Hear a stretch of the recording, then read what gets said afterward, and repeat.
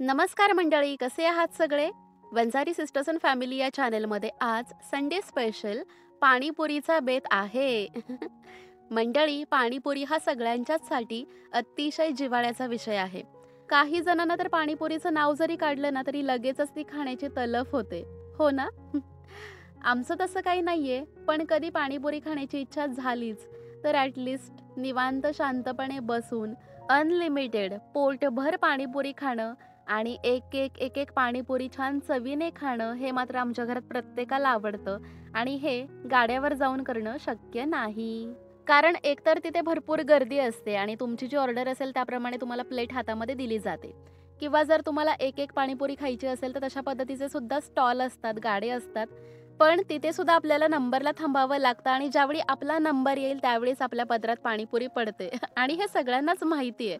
कारण आपण आपल्या माहितीतल्या हर एक ठिकाणी जाऊन पाणीपुरी खाल्लेली आहे. एवढे आपण पाणीपुरीचे शौकीन आहोत. सो असं सगळं करण्यापेक्षा ज्यांना घरीच पाणीपुरी बनवायची आहे ती पण इन्स्टंट, लगेच म्हणजे मनात आलं की लगेच अर्ध्या पाऊण तासात पाणीपुरी तयार. अशा पद्धतीची जर तुम्हाला पार्टी वगैरे करायची असेल तर आजचा व्हिडिओ तुमच्यासाठीच आहे. पण मंडळी, व्हिडिओच्या सुरुवातीलाच स्पॉइलर अलर्ट देते म्हणजे जेणेकरून नंतर कोणाचा भ्रमनिरास व्हायला नको.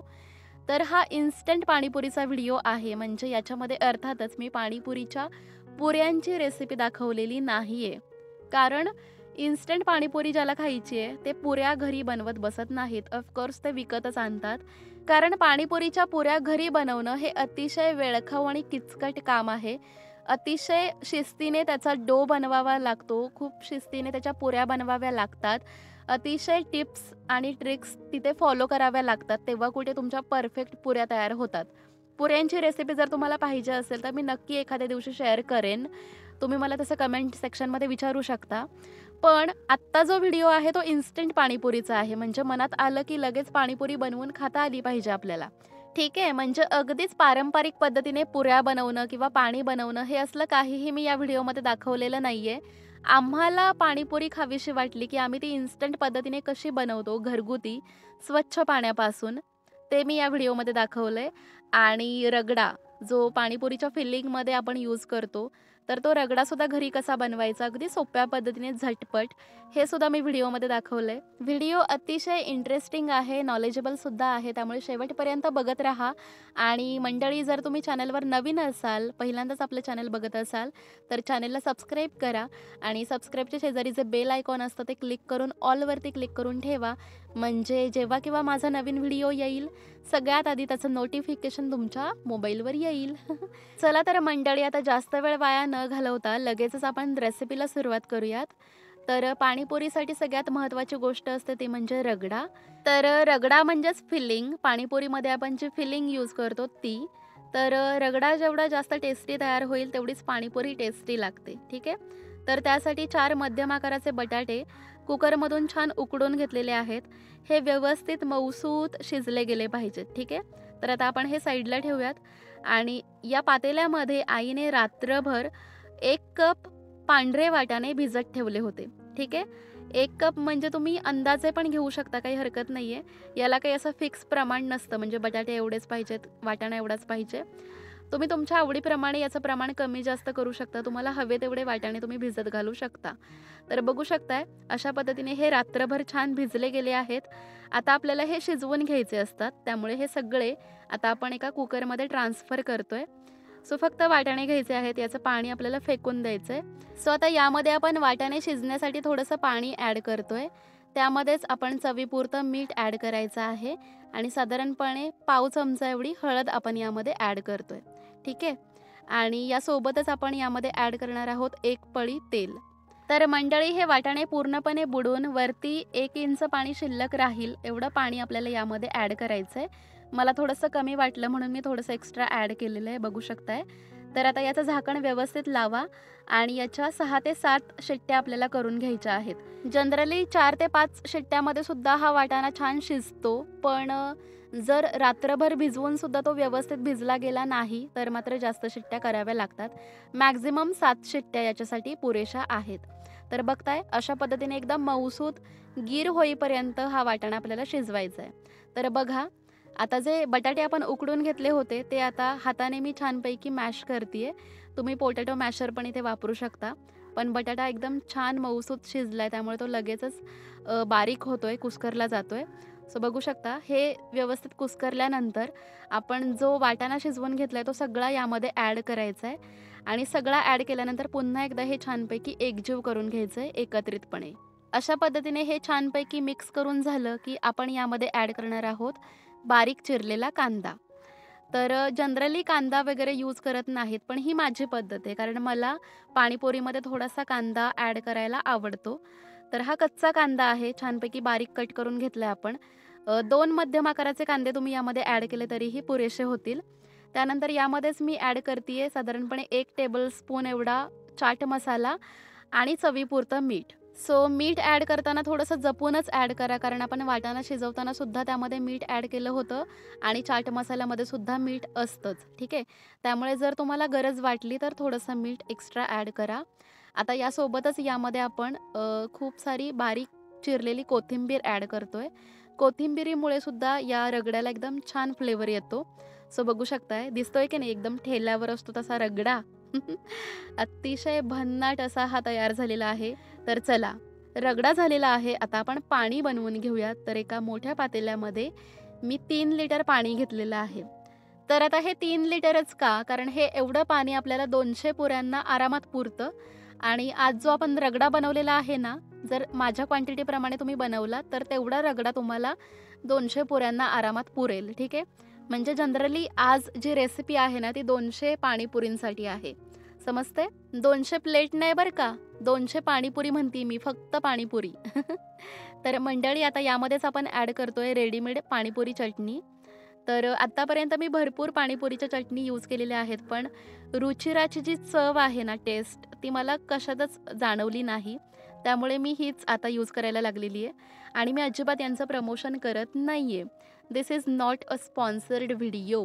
अजिबातच नाही. मला जेन्युइनली याची चव आवडली म्हणून मी प्रामाणिकपणे तुम्हाला हे सांगण्याचा प्रयत्न करते दॅट्स इट. तर बघा 200 ग्रॅमचं हे पॅकेट आहे आणि याची MRP आहे ₹42.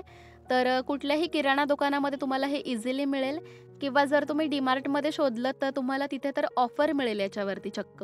म्हणजे मला आठवतंय मागच्या महिन्यात तर मी buy one get one free अशा पद्धतीने हे आणलं होतं आणि जरी ऑफर असली तरी आपण एक्सपायरी डेट वगैरे चेक करतोच. तर एक्सपायर्ड नव्हते ते पॅकेट्स, फ्रेशली पॅक होते. तरी पण ऑफरमध्ये मला मिळाले होते. सो भरपूरच स्वस्तात तुम्हाला ही गोष्ट मिळून जाते. पण फक्त एवढीच आपण यामध्ये वापरायची नाही, तर यासोबतच आपण यूज करणार आहोत रुचिराचीच खट्टी-मिठी इमली की चटणी, ठीक आहे. सो ही माझी पद्धत आहे बरं का. ही तुम्हाला कुठेही कोणी सांगणार नाही. कारण पाणीपुरी बनवायची म्हटलं की फक्त पाणीपुरीची चटणी ॲड करायची असं आपल्याला जनरली वाटतं. पण मी तसं नाही करत. मी त्याच पाण्यामध्ये हे पण एक पॅकेट टाकते.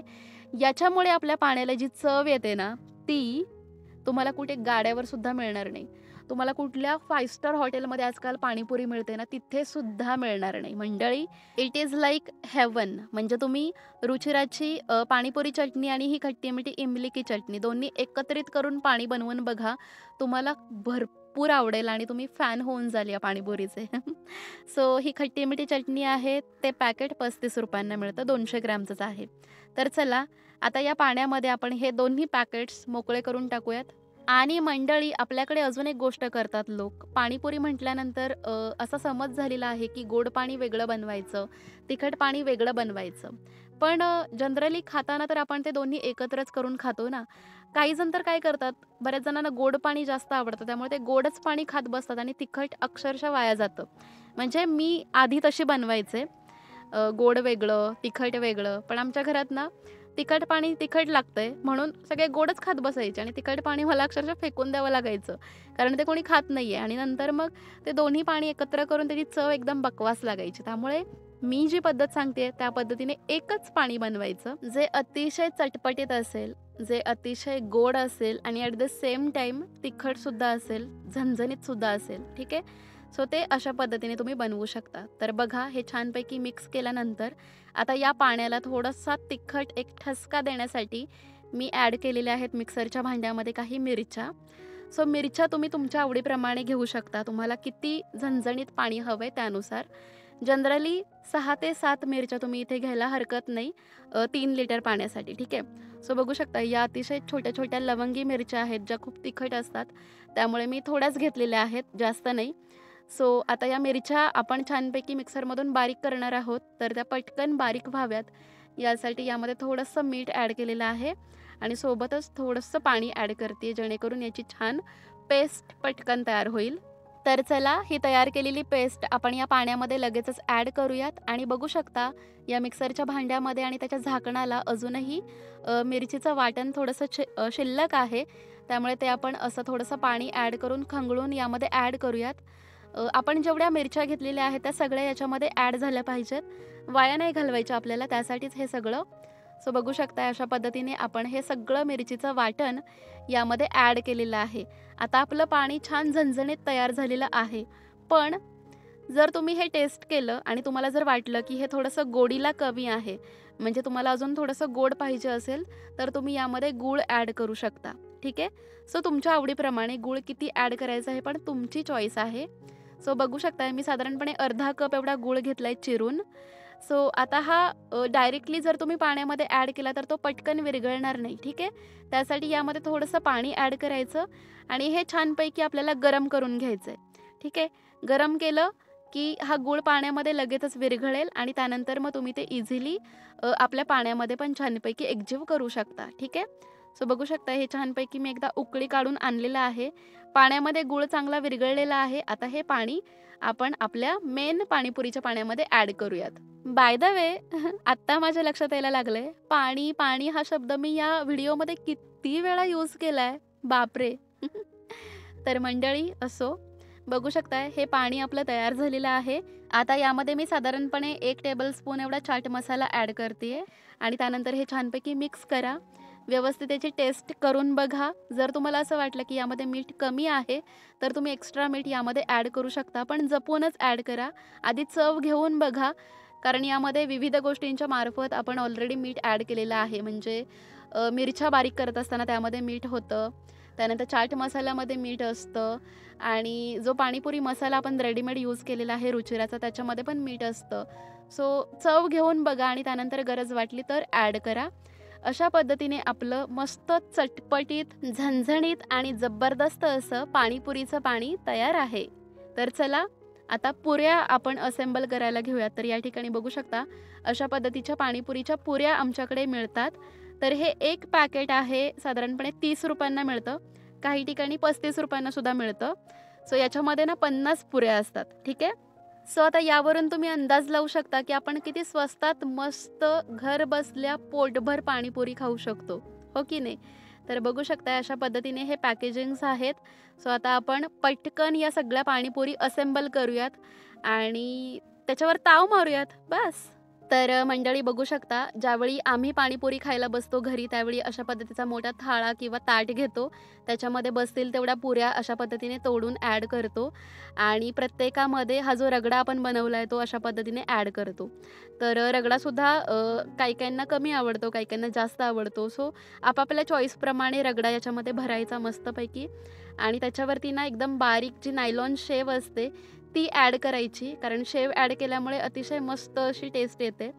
आणि जर तुम्हाला वाटलंच तर याच्यामध्ये तुम्ही 1-1 चमचा दहीसुद्धा ॲड करू शकता. तुमची दहीपुरीसुद्धा इथेच तयार.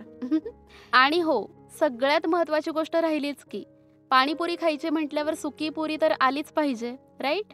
सो त्यासाठी मी काय करते, अशा पद्धतीची ही जी पुरी आहे ज्यामध्ये आपण रगडा आणि शेव भरलेली आहे, त्याच्यावरती फक्त चिमूटभर चाट मसाला टाकायचा. येस, आपली सुकी पुरीसुद्धा तयार.